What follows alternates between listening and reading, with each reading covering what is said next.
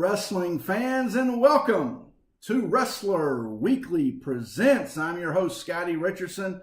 So glad that you've joined me this week. It is another episode. Man, what a great time last week. Nick McDaniel from Tapped Out Wrestling Podcast Network joined me for Georgia Championship Wrestling. This whole season, season 2, has been territory talk. We have been to the Mid-Atlantic area. We have been to the Midwest in the AWA. And now we went back to Mid-Atlantic with David Chappell. We went to Georgia, and we are going international today. We're going to start with the IWA, and we're going to jump down and touch a little bit with Lucha Libre in Mexico. We're going to go to Montreal and Canada and look at the international wrestling there. And then we're going to bookend and end in Japan. So, unbelievable show for you today. I've got a guest that's going to co-pilot with me today, so I'm very excited about it. Don't forget, if you would like to support Wrestler Weekly and Wrestler Weekly Presents, you know where to find our t-shirts and merchandise at prowrestlingtees.com/Wrestler Weekly. You can also follow us across the board in social media land, Facebook, Twitter at Wrestler Weekly, and Instagram, as well as here, YouTube, Wrestler Weekly. Don't forget, Season 1, 15 episodes. Go back and check those out. Also, the bonus episodes are there for you. So, the commercials are out of the way. It is time to go international. Here on Wrestler Weekly Presents Territory Talk, we're going to go ahead and call my buddy. You remember him from Season 1, Mike Leotis from New Jersey. We're going to go and call him right now and get him on the phone. Here we go. Some volume here.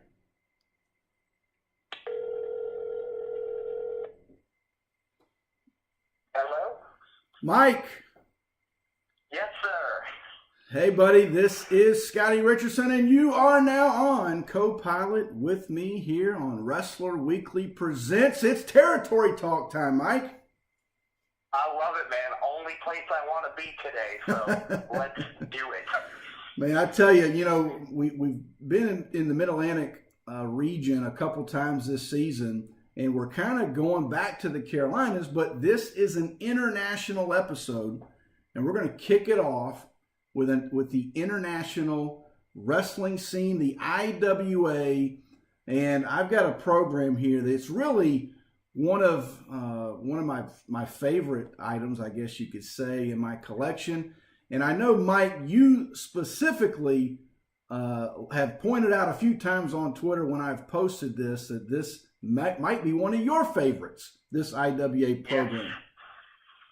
Well, the classic event at Roosevelt Stadium, which was the first of actually just several, but this was their highest drawing and the big splash that they kind of made. And you have Ivan Koloff, who was still a big name in the Northeast after a year after knocking Bruno off for the championship and being recognized up there. And Mil Mascaras was just over everywhere he went. So huge star, not just in Mexico, but in the States. And just a classic main event. And as you and I being the title belt marks, we are a classic championship belt. But just a solid. He had already had on the card Bulldog Brower, and kind of uncharted territory for a promotion to be trying to go national at that point in time. Just a classic show with a promotion that I think people don't know too much about today, and that's really a shame. But you know what's funny, Mike? I just showed our fans. Austin Idol just tried to call in, so maybe he wants a shot at the IWA title if it comes back around as well. For those that did not read my Christmas article, "'Tis better to receive than to give." Austin Idol in the NWA. And so, but here we are, IWA. I'm going to read this card for our fans. July 10th, 1975, as Mike said, Roosevelt Stadium, Jersey City, New Jersey, Championship Wrestling, International Wrestling Association. You've got, I mean, what a star-studded list here. But, I mean, Carlos Colon on the list. Wrestled in the tag match with Miguel Perez against the Love Brothers, Hartford Reginald. You've got Eric the Red against Tex McKenzie. You've got Rip Hawk on this card. Rip Hawk and Ric Flair, tag champs in the Mid-Atlantic area. And Rip Hawk and Beautiful Bruce took on the Italian Connection, Dino Bravo and Gino Brito. And we're going to save that, log that one, because we're going to talk about that one when we go up to Montreal, because, Mike, they were the promoters. So we'll get to that in a second. IWA World Tag Team Championship match, the Mongols against Luis Martinez and Argentina Apollo. Talk to the fans, Mike, about the Mongols. The Mongols, and when they originally started, Nikolai Volkov was one of the Mongols, and the Mongols' whole gimmick was that they were undefeated. And so they were a super popular act at the time, and then Nikolai Volkov ended up leaving the team.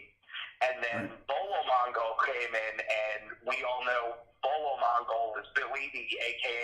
the Masked Superstar and Demolition Axe. Absolutely. Newton Tatry, who was the other Mongol, had some pretty solid tag partners, but they were, and today, again, seemingly underrated, but at the time, man, the Mongols were seen as, this undefeatable monstrous tag team, and I think they fought Argentina Apollo, and I forget who Apollo's tag partner was there.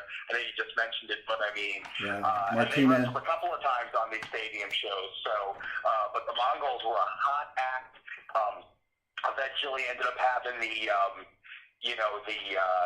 which I think was previously mentioned, the quote-unquote unification in matches with the Andersons in Mid-Atlantic. So just an incredible tag team with some good names that have been through them. So.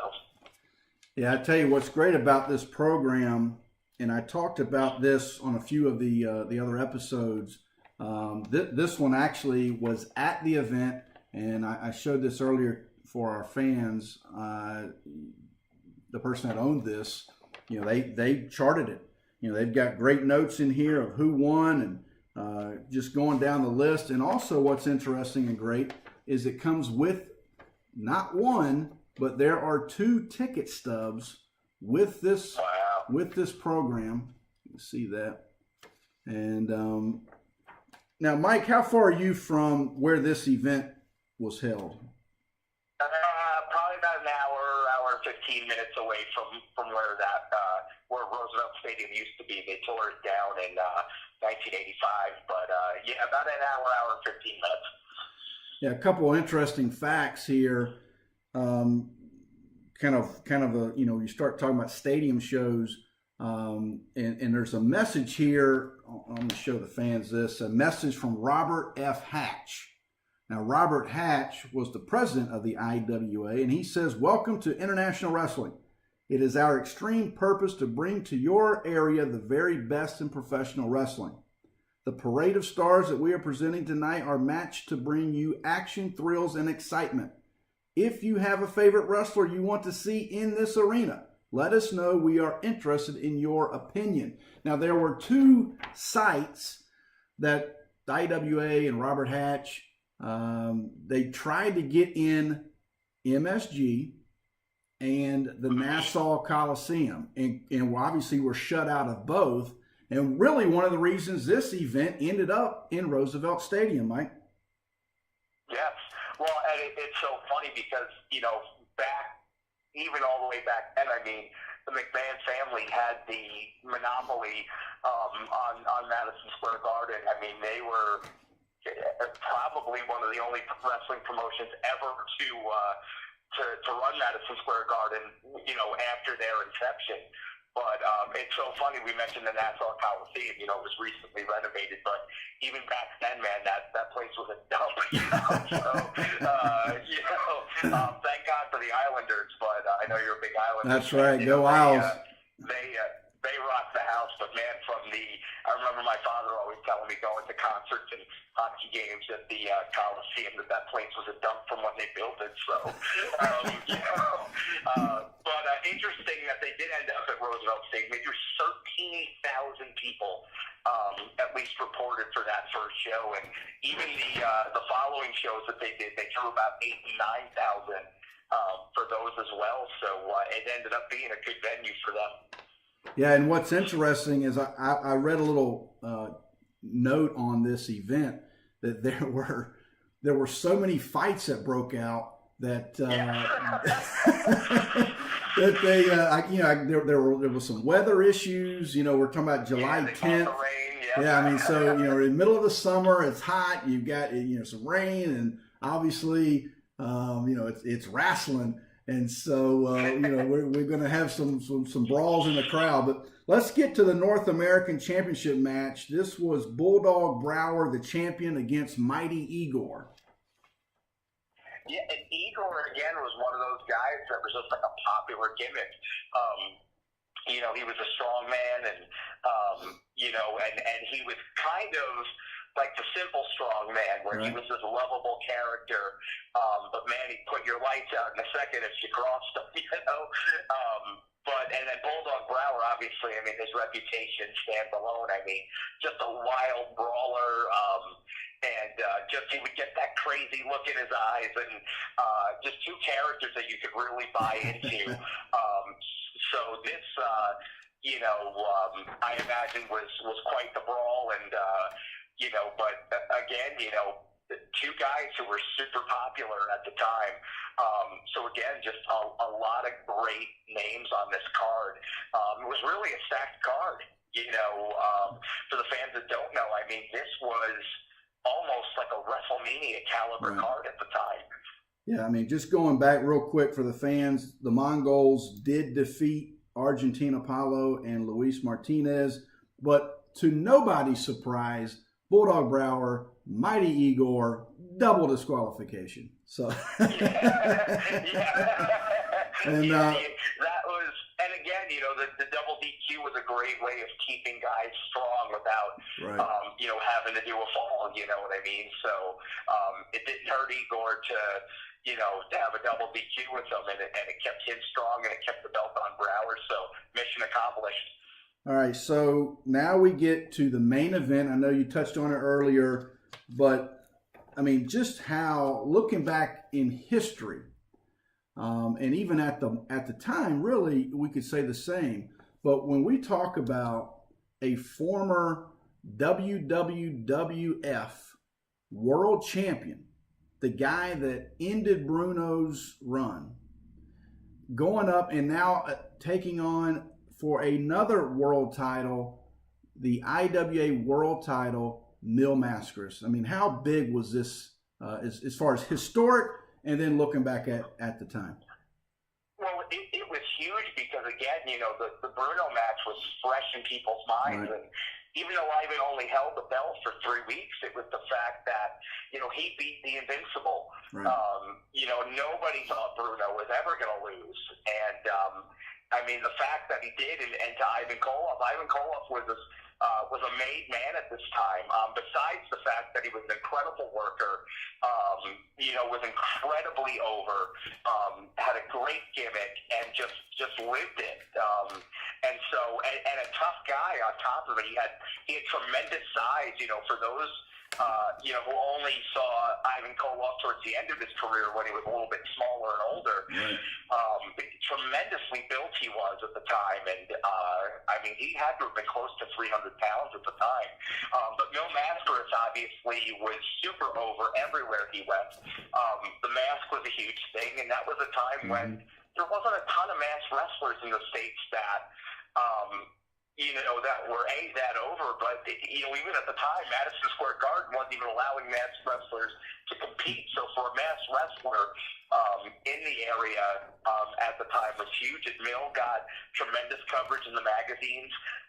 Sure I mean, he was very photogenic, with the colorful outfits, and people loved him. And I think now today, with the popularity of podcasts and books and all these things that have come out, that Mil didn't like to do the job, right. The fact that Koloff scores a fall here is historic in many levels. Very historic. But again, a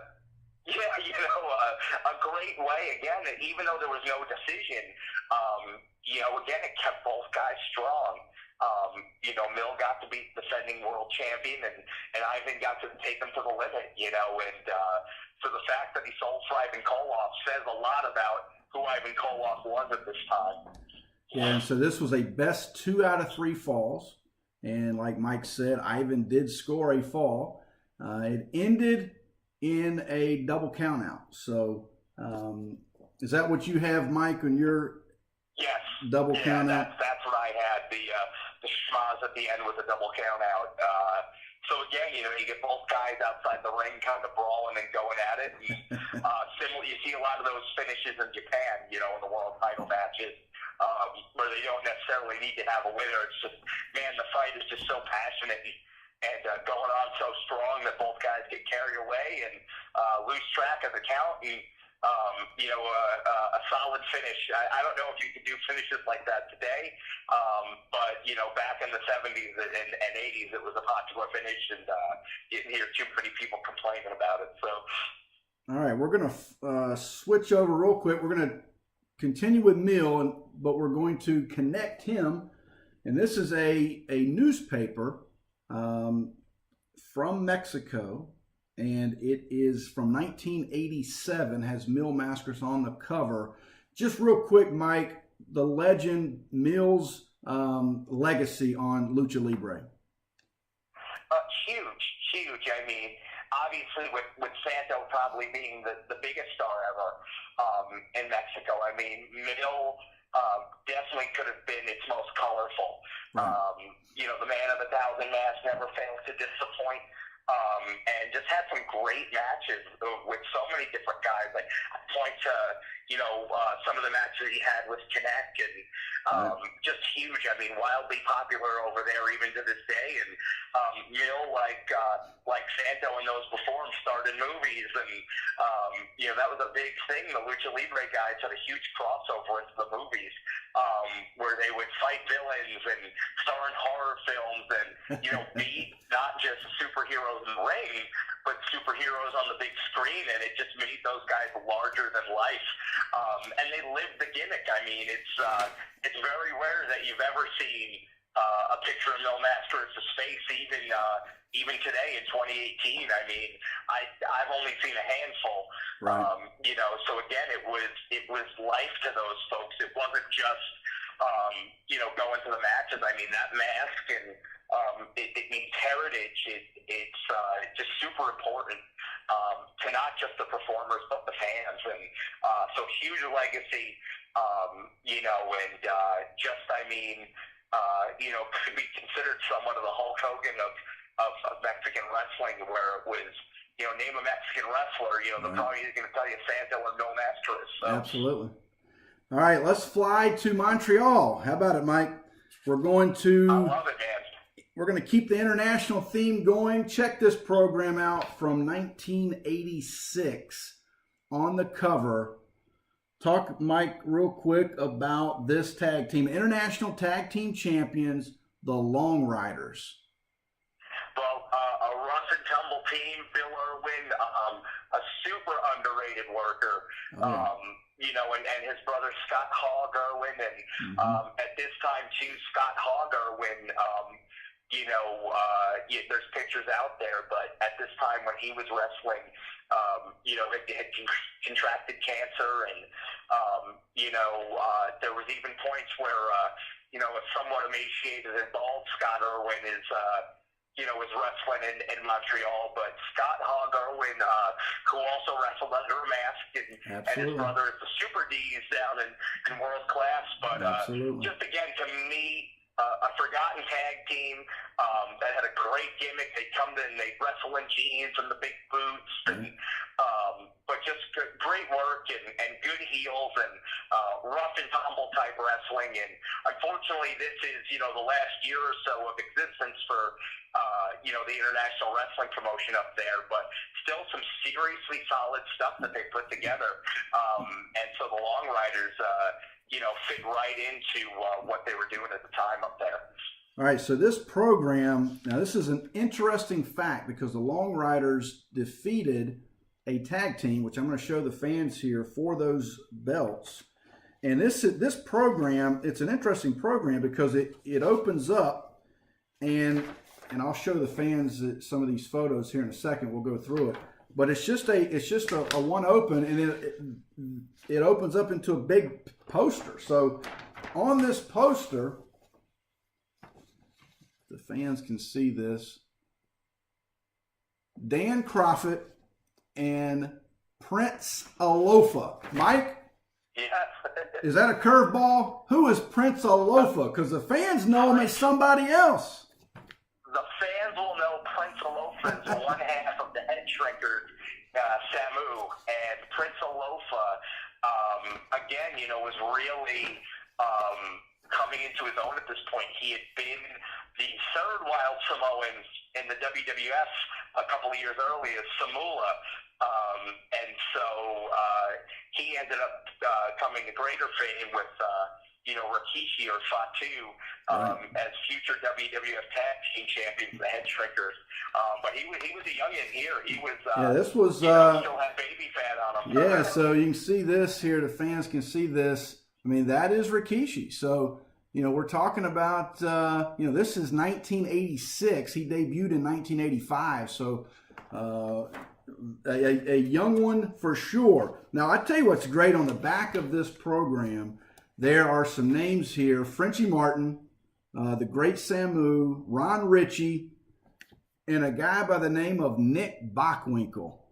I know we've talked about, here on Wrestler Weekly Presents, we've talked about Nick a lot of times, a few times, especially this season in episode 2.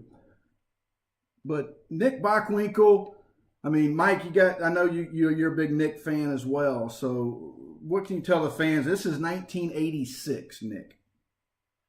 Well, and the AWA had somewhat of a working agreement with the Montreal promotion. At this time, too, things had kind of fallen out with the WWF. They had a working agreement with the WWF, and things started to fall apart with a proposed Dino Bravo Hulk Hogan match. And the WWF got cold feet, pulled it, and word is they were just trying to get their product into Quebec, and we're just kind of using the Montreal promotion. But Rick Martel, who had a stake in the promotion the year prior, had been the AWA World Champion, and so you ended up seeing AWA guys, Martel and the Road Warriors made appearances in Montreal, and Tricky Nick did as well. And Bockwinkel to me is a top 5 all time, the most eloquent and wonderful of promos, and a guy who just really understood how to work in the ring. So to see Nick up here was a huge cue for Montreal at the time, because just the name alone of Bockwinkel is huge to have on any card at this point. Even though Nick was approaching 50, Nick could still go, and quite a catch for them. Yeah, so there's a great photo in here that two guys that I really love, and we're talking about. This was a Dino Bravo help promotion, but this is a photo of Dino Bravo and Rick Martel together, and just two of the greats.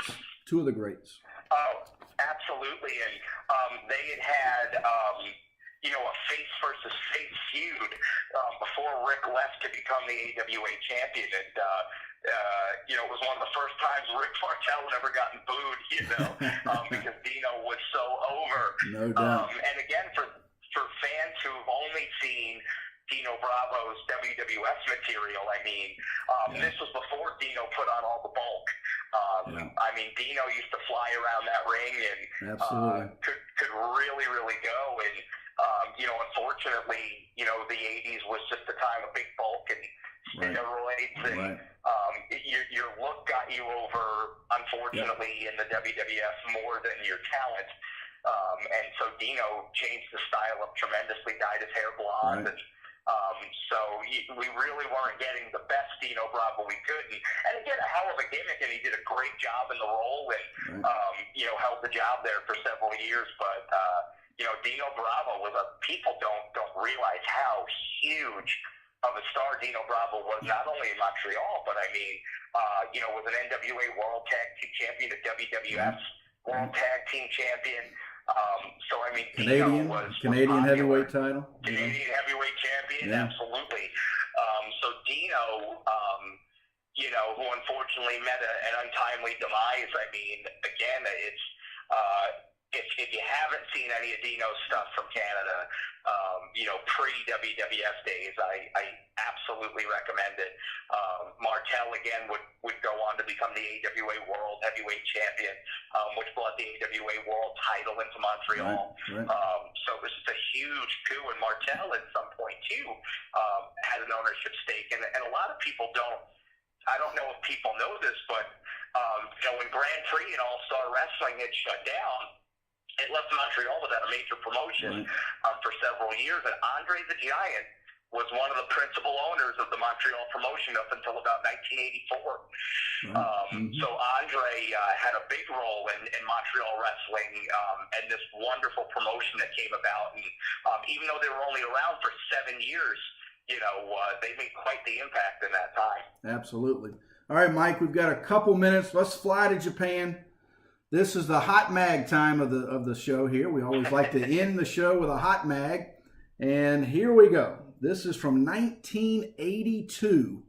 This mag featuring the Giant Baba, All Japan Pro Wrestling. He has 2 title belts on. Mike, tell us about the Giant Baba.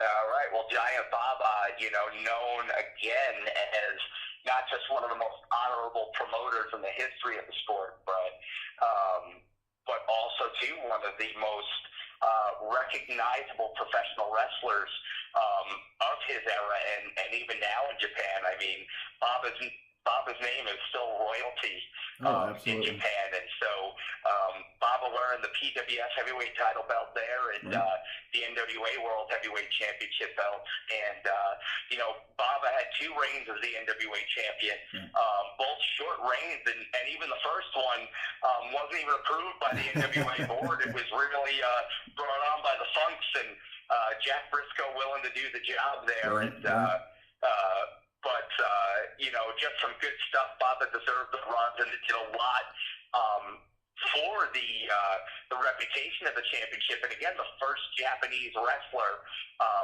to hold the NWA championship. Absolutely. So it was huge at the time, a huge run for All Japan. And again, the PWF title. Baba held that title, I mean, from I think 1973 its inception to 1978. And a classic title belt design. There's actually some replica belts out there, that you can get from companies that are made in that design. Just classic stuff. And so Baba goes over Jack Briscoe and Harley Race, years apart there, but about 2 weeks as the NWA World Champion, and the length of the reigns didn't matter, but it was just the fact that Baba was a 2-time NWA champion. So just royalty in Japan, and deserves every bit of praise that gets showered his way. Just a great wrestler and a great man. Yeah, I'll end the show with this story. I had a good opportunity to talk to Terry Funk a couple years ago. We really just briefly talked about Terry's career, but I just wanted to talk to him about Giant Baba, and man, he just had just the utmost respect, and his comment was, "I love the man," and just such a great relationship there with Terry Funk, and just the respect of Giant Baba. So fans, that's going to do it this week here at Wrestler Weekly Presents. It's Territory Talk. We've been all over the place, IWA down to Mexico to Montreal. We ended in Japan. So next week we'll try to bring you another exciting show, as my old buddy Bob Cotto used to say. But so long for now. We will see you next week.